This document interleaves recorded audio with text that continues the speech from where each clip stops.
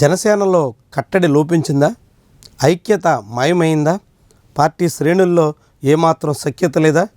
ఏకంగా చాలామంది నాయకులే తమకు ఇష్టారాజ్యంగా వ్యవహరించే ధోరణికి దిగుతున్నారా? ఎందుకు ఇలాంటి సందేహం వస్తుంది? తాజాగా జనసేన అధికారికంగా ఒక ప్రకటన విడుదల చేసింది. నాయకులు చాలామంది తమ వ్యక్తిగత ప్రయోజనాలను దృష్టిలో పెట్టుకుని పార్టీకి నష్టం చేసే ప్రయత్నం చేస్తున్నారు అంటూ వ్యాఖ్యానించింది. అంతేకాకుండా అలాంటి ప్రయత్నాలు చేస్తున్నటువంటి వాళ్ళ మీద కఠిన చర్యలు తప్పవు అంటూ కూడా హెచ్చరించింది. ఏంటి దీనికి కారణం?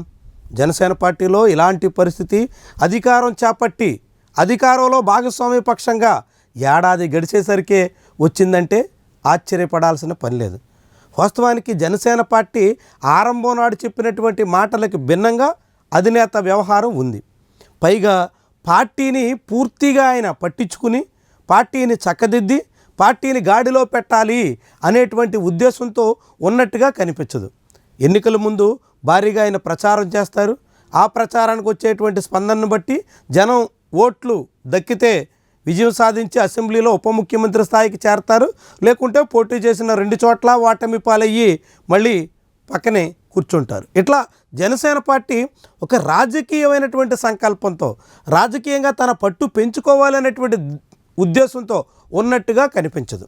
ఇప్పటికీ కూడా 2024 ఎన్నికల్లో 100% స్ట్రైక్ రేట్ సాధించినటువంటి పార్టీ ఎలాంటి ఉత్సాహంతో ఉండాలి? ఏ దిశలో సాగాలి? 21 నియోజకవర్గాల్లో పోటీ చేసి 21 చోట్ల గెలవడమే కాకుండా 2 పార్లమెంటు సీట్లను కైవసం చేసుకున్న పార్టీ ఎంతగా విస్తరణ దిశలో ఆలోచించాలి? ఏ నియోజకవర్గంలో ఏ జిల్లాల్లో ఎలా ఎదగాలి? ఇంకా పార్టీ బలోపేతం ఎట్లా కావాలి? వైఎస్ఆర్సీపీని వీడేదానికి ఇతర పార్టీల నుంచి వలస వచ్చేదానికి చాలామంది సిద్ధంగా ఉన్నటువంటి తరుణంలో వాటిని ఎట్లా ఉపయోగించుకోవాలి, ఎంత మేరకు సద్వినియోగం చేసుకోవాలి అన్న పరిస్థితి ఏ పార్టీకైనా ఉంటుంది. కానీ జనసేన అందుకు విరుద్ధం. ఆ పార్టీ ఇప్పటికీ 20 సీట్ల పార్టీయేనా, కేవలం 3 జిల్లాల వరకే పరిమితం అవుతుందా అనేటువంటి అనుమానం కలుగుతుంది. ఇప్పటికీ జనసేన పార్టీ 21 స్థానాల్లో విజయం సాధించింది. ఆ 21 సీట్లలో కూడా మళ్ళీ వైజాగ్, తూర్పు పశ్చిమ గోదావరి జిల్లాల ఉమ్మడి జిల్లాల పరిధిలోనే దాదాపు 3 సీట్లు ఆ పార్టీకి దక్కాయి. వీటి బయట పార్వతీపురం మన్యం జిల్లాలో 1, విజయనగరం జిల్లాలో 1, కృష్ణా జిల్లాలో 1, గుంటూరు జిల్లాలో 1, కడప జిల్లాలో 1, చిత్తూరు జిల్లాలో 1, ఇంతే 6. ఇవి మినహా మిగిలిన సీట్లన్నీ 3 జిల్లాల పరిధిలో వచ్చినటువంటి స్థానాలే. మరి అలాంటి పార్టీ మిగిలిన జిల్లాల్లో విస్తరించేది ఎప్పుడు? తిరుపతి అసెంబ్లీ నియోజకవర్గాన్ని కైవసం చేసుకున్నారు. మరి ఆ పక్కన ఉన్నటువంటి నియోజకవర్గాలకి విస్తరించాలి, అక్కడ ఆ నియోజకవర్గాల్లో పార్టీని బలోపేతం చేయాలి అనేటువంటి ఆలోచన చేసేది ఎవరు? ఎప్పుడు చేస్తారు? ఇప్పటికే ఏడాది గడిచిపోయింది. అధికారం సంపాదించినటువంటి తొలినాళ్లలోనే ఏ పార్టీ అయినా ఎదిగేదానికి అవకాశం ఉంటుంది. అలాంటప్పుడు అవకాశం వదులుకుంటే అనువుగాని చోట విత్తనాలు వేస్తే రైతు ఎట్టా నష్టపోతాడో ఏ పార్టీ అయినా సరే అనుకూలంగా లేనటువంటి సమయంలో ఎంతగా శ్రమించినా ఫలితాలు దక్కేదానికి ఆస్కారం ఉండదు. ఇప్పుడు జనసేన తెలుగుదేశం పార్టీ భాగస్వామ్యంగా ఉన్నటువంటి ప్రభుత్వం మీద అసంతృప్తి మొదలైంది. ఇది వ్యతిరేకతగా మారే ప్రమాదం కూడా పొంచి ఉంది. ఇలాంటి తరుణంలో పార్టీ బలోపేతం ఎంత మేరకు అవుతుంది? మరి ఇలాంటి అవకాశాలని జనసేన ఎందుకు జారవిడుచుకుంది? అంది వచ్చినటువంటి అవకాశాలని చేజేతలా ఎందుకు తోసిపుచ్చుకుంది?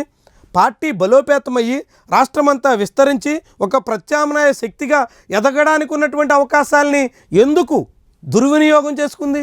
ఇలాంటి ప్రశ్నలే జనసేనలో మొదలవుతున్నాయి.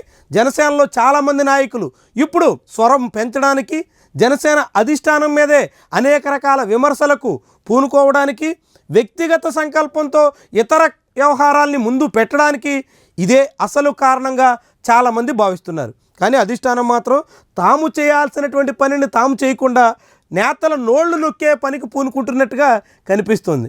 ఎవరైనా స్వరం పెంచితే వాళ్ళ మీద వేటేస్తాం అని బెదిరించే ప్రయత్నం చేస్తుంది. ఎవ్వరు ఎక్కడ ఎటువంటి విమర్శలకు పూనుకోకుండా అందరూ అధిష్టానానికి అణిగిమణిగి ఉండాలని ఆశిస్తోంది. వాస్తవానికి పవన్ కళ్యాణ్ పొత్తు పెట్టుకున్న నాడు 3వ వంతు సీట్లు వస్తాయి అని ప్రకటన చేస్తే చాలామంది ఆశపడ్డారు. ఎన్నికల్లో 21 సీట్లకే పరిమితమైన సరిపెట్టుకున్నారు. ఆ తర్వాత నామినేటెడ్ పోస్టుల్లోనైనా 3వ వంతు దక్కుతుంది అని ఆశించారు. నామినేటెడ్ పోస్టులు లేకపోయే, అసెంబ్లీ టికెట్లు రాకపోయే, ఇతర ఏ అంశాల్లో కూడా జనసేనకు ప్రాధాన్యత కనిపించకపోయే.